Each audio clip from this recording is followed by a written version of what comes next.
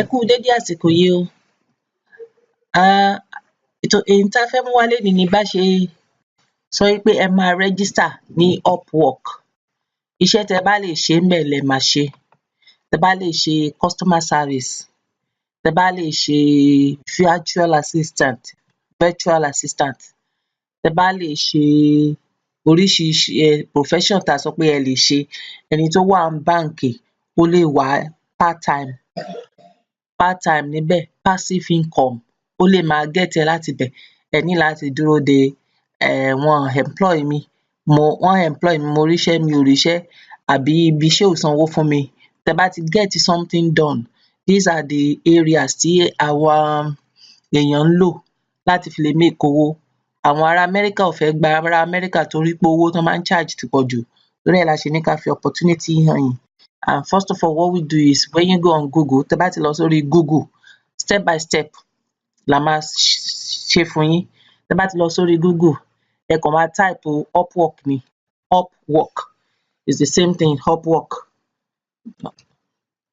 upwork.com. Tẹ bá ti open ẹ̀, a ti ṣàlàyé àwọn oríṣiríṣi iṣẹ́ tí èèyàn lè ṣe ńbẹ̀. So ó ti ń load. Tẹ bá ti open upwork.com, ẹ fẹ́ wáṣẹ́ ńbẹ̀ ni, screen tó máa fi hàn yín nìí. Tó bá ti fi ibí bàyìí hàn yín, ó máa ní kẹ́ sign up. Ó easy but a ní ká ṣe step by step. Ṣé ẹ mọ̀ pé ìgbà míì wà kéèyàn rí nǹkan bọ́n ṣe ṣé, ó máa mọ̀ wípé kò difficult àbó difficult. But téèyàn ò bá mọ bí wọ́n ṣe ń ṣe nǹkan tẹ́lẹ̀tẹ́lẹ̀, téèyàn kí n kàn sọ fún yín pé ẹ kàn lọ ṣé bẹ́yẹn, mi ò rò pó dáa tó, ni mo ṣe ní kí n fi hàn yín ní ṣísẹ̀ntẹ̀lé.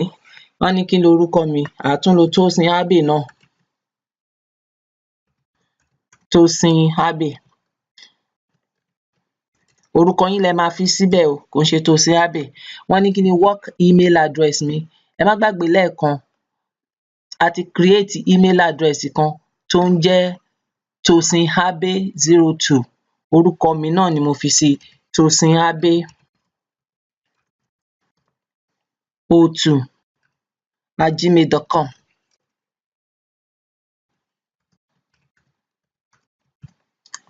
So ó ní kí n get started. Ẹ kàn tẹ kiní yìí ni. We notice you are using a gmail.com address. Would you like to use your work email address instead? No, ẹ kàn get started náà ni. So ó wá máa ní kẹ́ validate Tosin email address. Tosin Abbey tá a ṣí lẹ́ẹ̀kan yẹn, 02@gmail.com. Ó máa sọ ibi tóun ti rí fún yín. Tẹ bá fẹ́ change ẹ̀ pé Nàìjíríà ni, ẹ kàn click ibí bàyìí ni. Mi ò change ẹ̀ pé Nàìjíríà ni mo wà. Anyway, ó ní kí n create password. Password secret number yín ló ń jẹ́ bẹ́ẹ̀. So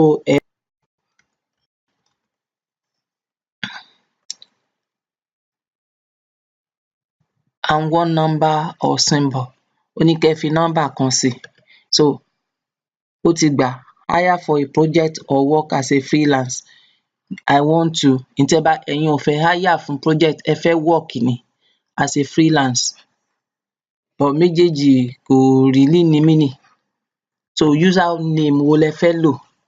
Ó ti fún yín ní option Tosin-Abbey, Tosin Abbey. You can simply say Tosin lẹ fẹ́ máa lò.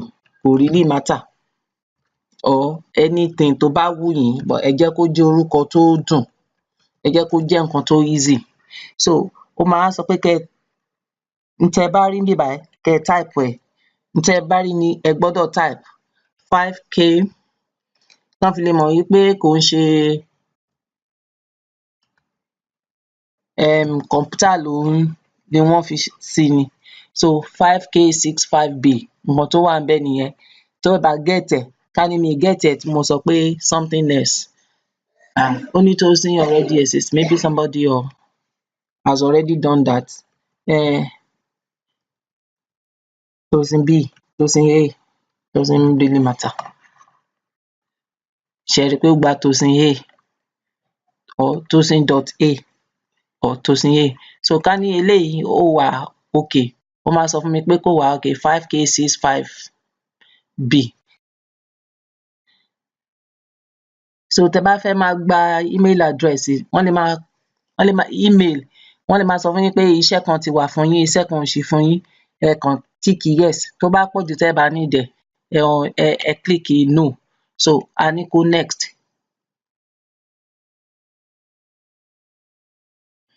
So ó ti ń load.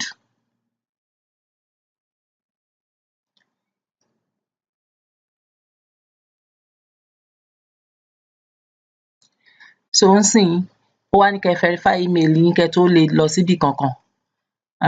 Gmail, change email, I need help verifying, please resend. So nǹkan tẹ́ máa lọ ní email address tí mo ti show yín bọ́n ṣe ń create lẹ́ẹ̀kan, tí wọ́n ṣe ń create àti show yín nínú fídíò kan. Ẹni tí ò bá tíì wò kó lọ, tí ò bá mọ̀ kó lọ wò ó. Tẹ́ bá ti lọ sórí email tẹ́ create, torí pé Tosin ni mí, ó ti fún mi ní tí, ṣé ẹ rí, ó sọ pé òun load tosinabe02@gmail.com. So mo máa rí email address wọn níbí báyìí, tá a ṣe sọ fún yín pé email address is important nìyẹn. Look, please verify your email address. All you need is ẹ kàn click lórí ẹ̀ ni, left click. Ẹ bá lo right click kò ní show nǹkan kan, tẹ́ bá ti lo left click ó máa show nǹkan kan. Ó dẹ̀ kí yín ní thank you for getting started with us.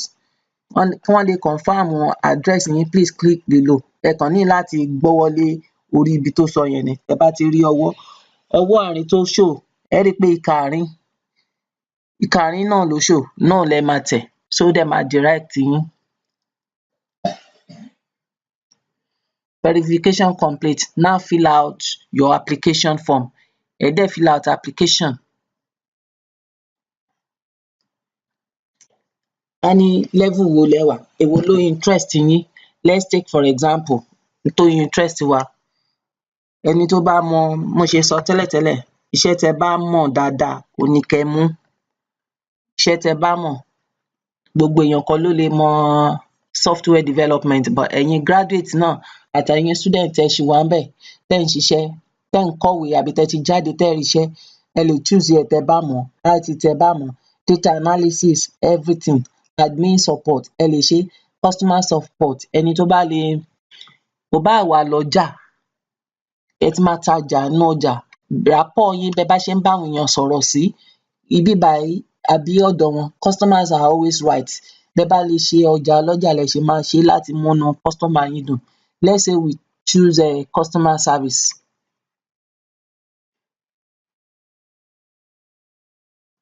Enter your skill here. So ó ti sọ fún yín pé customer service, technical support, other customer service. Ẹ kàn kọ customer service generally ni. Or ẹ wo nǹkan tó bá wà ńbẹ̀, customer service. Ó ti fún yín ní àwọn option pàápàá ká tó débẹ̀ yẹn. Ṣé ẹ rí, ó fún yín ní option. Customer service, customer support, customer retention, customer discovery, customer development, business solution and many more. Ó ti fún yín solution. Customer service nìkan lẹ need. Tẹ́ bá tún type míì, customer support.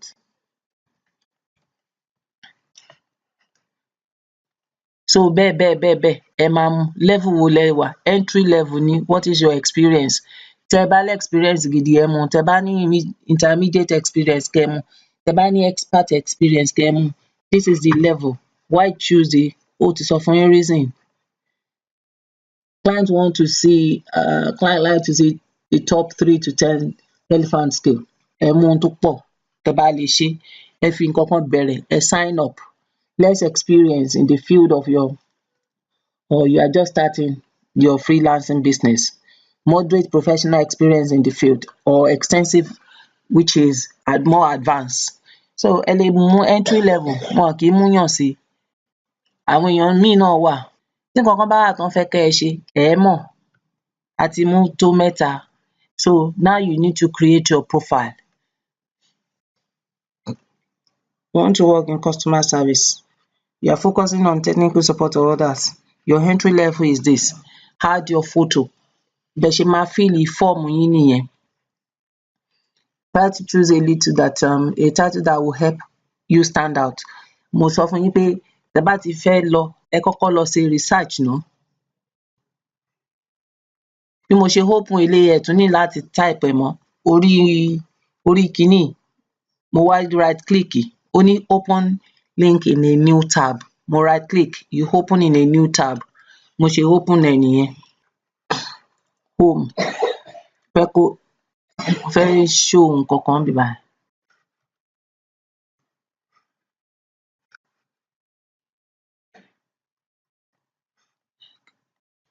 Upwork.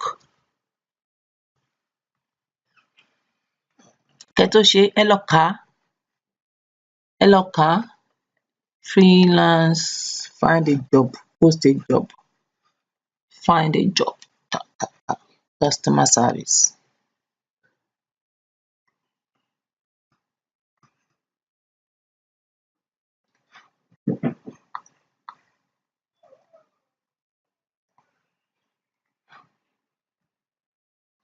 Jamaica ló ń gba £30, $15, $30, $10. You just click on their name and see what they do. Ẹ wò ó, ó ní executive kiní kan lòun. To generate unique service to the business, technology and sector. Deadline. Ìyẹn a fẹ́ yẹn.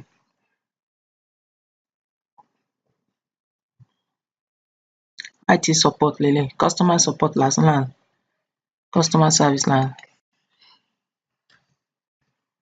Customer service.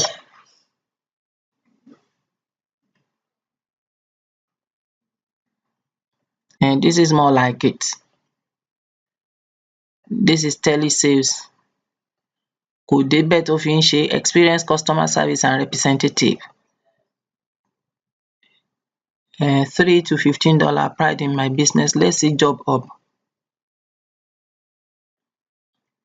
Lọ wo nǹkan táwọn èèyàn ń ṣe. Our objective is to build relationship with as many employers as possible to increase the visibility and reputation of each member of their team. Our skill and ability to perform can be seen in the versatility of our work. Our main focus is blah blah blah. So nǹkan tẹ́ bá rí, tẹ́ bá like, member 25 job in progress. Iṣẹ́ 25 ló ní lọ́wọ́ báyìí tó ń ṣe. Iṣẹ́ 25 ló gbà lọ́wọ́lọ́wọ́. You can open it and see. You can open it and see. $4.50 ló charge níbí báyìí per hour. Virtual assistant plus need a member. We don't need a member. Ó ní experience lead generator and telemarketing. I'm a college graduate with a degree in business management. Ẹ̀yin tẹ́ ti ní tẹ́ jẹ́ graduate, tẹ́ ní experience, all you need is just go there, kẹ́ ṣe a little bit of research. If you cannot stay online too much, you just copy whatever they are doing. Open your notepad. Ibi tẹ́ bá ti ń ṣiṣẹ́, ẹ open notepad yín.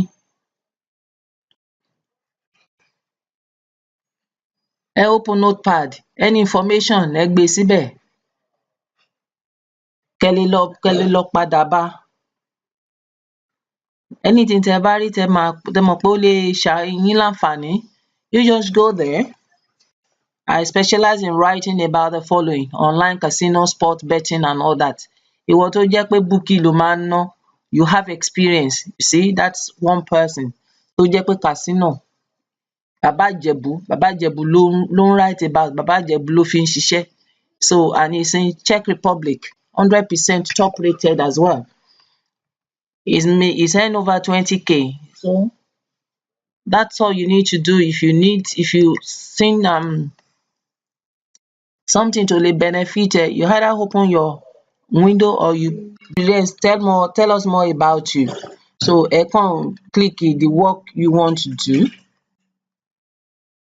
Customer service, at a select level, you continue. I didn't say add your photo example. You can just, for argument's sake, let me say, oh, this is not what I wanted to do. For argument's sake, say for example, I want to do something like, tí n bá fẹ́ pé mo ti kọ nǹkan tí mo fẹ́ sọ, màá kàn ti kọ sílẹ̀, so màá dẹ̀ gbé sí báyìí, màá dẹ̀ add, select your ṣé basic ni able to communicate, Nigeria should be conversant, or you fluent, we could be bilingual, you can select that you are a bilingual, you add whatever you want to add, you check your time, kẹ́ má jẹ́ kó kọ́kọ́ máa pọ̀. You see, this is a basic stuff.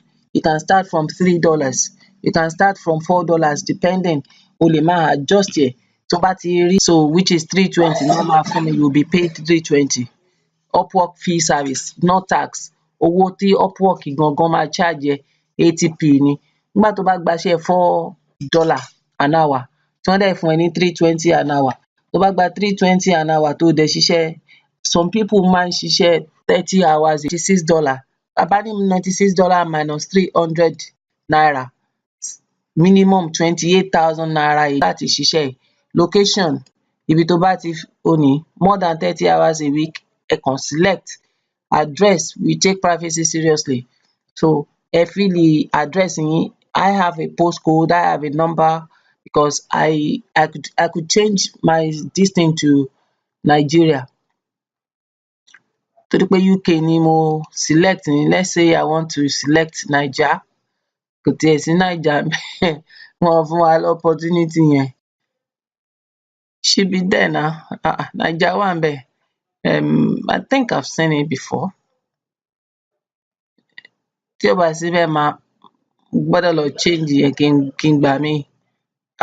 Bá fẹ́ wálé ńkọ́, I need to have Nigeria and but eléyìí is a different thing entirely anyway, but it's not there, so ó máa sọ pé kẹ́ ẹ show address yín, but tẹ́ bá wà Nigeria kò ní ṣẹ̀ṣẹ̀ máa béèrè yẹn lọ́wọ́ yín, ó ti máa show pé Naija lẹ wà, ó dẹ̀ ti máa charge yín accordingly, ó dẹ̀ máa ní kẹ́ ẹ fi address sí. Tán bá ní kẹ́ ẹ fi postcode sí, postcode mean pé SW6 S kìíní kan 6 number, ẹ kàn ní kó review your application. So nǹkan tí mi ì bá ṣe, ó máa ní kí n ṣe, example wo ni mo fẹ́ kọ, so in other words, bẹ́ẹ̀ ṣe máa open ẹ̀ nìyẹn o. Tẹ́ bá dẹ̀ ti open ẹ̀ tán, let me sign out. Tẹ́ bá ti open ẹ̀ tán, ẹ máa lọ síbẹ̀, ẹ máa tún ìdí ẹ̀ ṣe. Let's for example pé tẹ́ bá ti ṣe, á ní login to get work. So a ti rí àwọn tó ti níṣẹ́, a ti rí àwọn tó ti wà ńbẹ̀ tẹ́lẹ̀, irú iṣẹ́ tí wọ́n ń gbà, ẹ lọ study wọn, ẹ lọ study n tán ń pè ní research nìyẹn, ẹ lọ wò ó, iṣẹ́ wo ni wọ́n ń ṣe, iṣẹ́ wo lèmi náà lè ṣe. Ìwọ tó bá jẹ́ professional, ìwọ tó ń ṣe professional á tún máa fi àwọn nǹkan kan náà hàn yín, but this Upwork a fẹ́ fi rọ̀ báyìí. Ẹ̀yin designers tẹ́ ẹ lè ṣe design dáadáa, please ẹ lọ síbẹ̀. Ẹ̀yin tẹ́ ẹ lè write, please ẹ lọ síbẹ̀.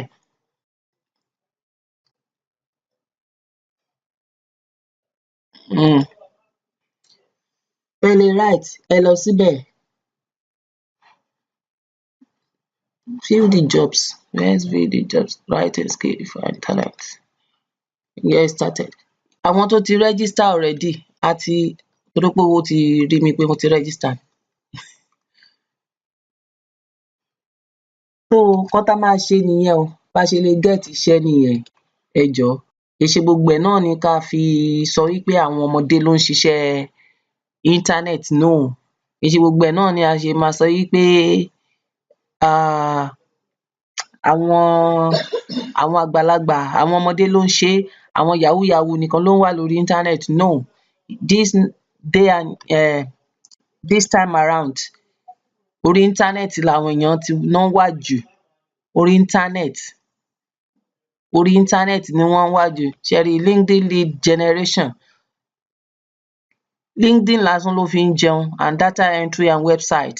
Gbogbo wa là ń lo Facebook as well, you can use it. Ẹ lọ read, ẹ lọ kà á dáadáa. Tẹ́ bá tún fẹ́ ká tún ṣe nǹkan míì tí àwọn àlàyé yìí ò bá yé wa tó, ẹ jẹ́ ká gbọ́, ẹ comment. Ṣẹ gbọ́, please ẹ comment kẹ́ jẹ́ ká mọ nǹkan tí ẹ bá fẹ́, tí question bá wà, kẹ́ jẹ́ ká mọ̀. Tẹ́ bá fẹ́ rí more of this, please subscribe and give thumbs up. Ẹ dẹ̀ click on notification if you want to hear this. This is actually a new channel, and we are using this medium to empower ourselves, especially láti sọ pé African people náà come online. It's not only about yahoo yahoo. Please come online, come and share from the pie. Ẹ jẹ́ ká wá jẹ pie yìí. Come and share from the pie. PayPal is there. Màá tún show yín bọ́n ṣe lè open PayPal, because tẹ bá fẹ́ create àti create account, tẹ bá fẹ́ fi ibi tí wọ́n máa sanwó sí sílẹ̀ fún yín. So completion a máa tún ṣe yẹn náà fún yín. So in other words, dúró báyìí ná. Ẹ ṣé. So don't forget to subscribe. Thank you very much for your time.